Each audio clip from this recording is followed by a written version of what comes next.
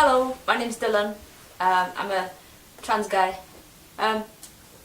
So I wanted to talk about a subject that doesn't often get talked about, such as religion and your sexuality or gender.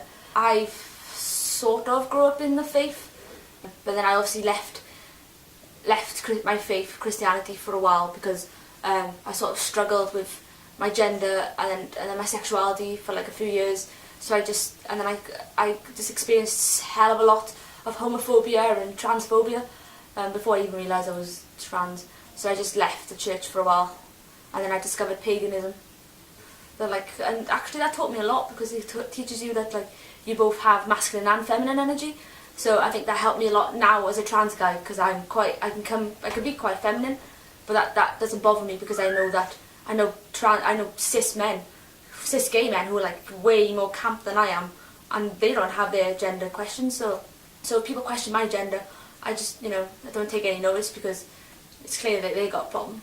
I've recently rediscovered my faith in Jesus and God by someone who I knew back in Wales, who was always there for me because I went through some really dark times. She was just there. She was really patient, and it started off as once a week she used to meet me for coffee, and she would just talk to me through my problems, and then she would just talk to me about Jesus and how Jesus saw religion, how he saw religion, gender and sexuality and stuff, and how he was regularly friends with whores and and people who were on drugs and that kind of thing, and he loved them.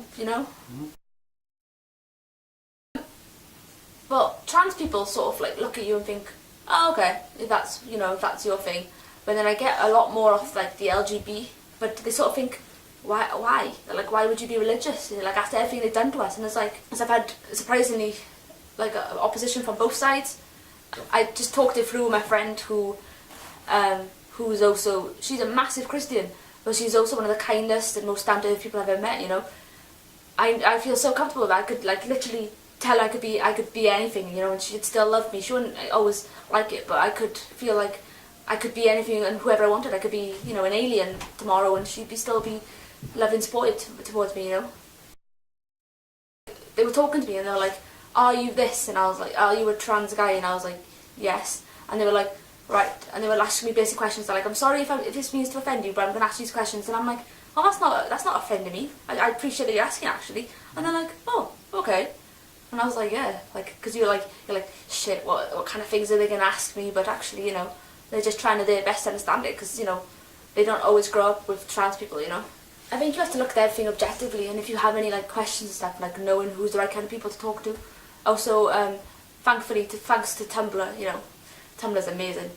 There's quite a lot of LGBT Christians on Tumblr, and you just see their story and see them posting really religious stuff, like Bible passages, and they're not afraid to be religious and gay at the same time, or religious and trans, or bisexual too. So I think it's quite inspiring in that way.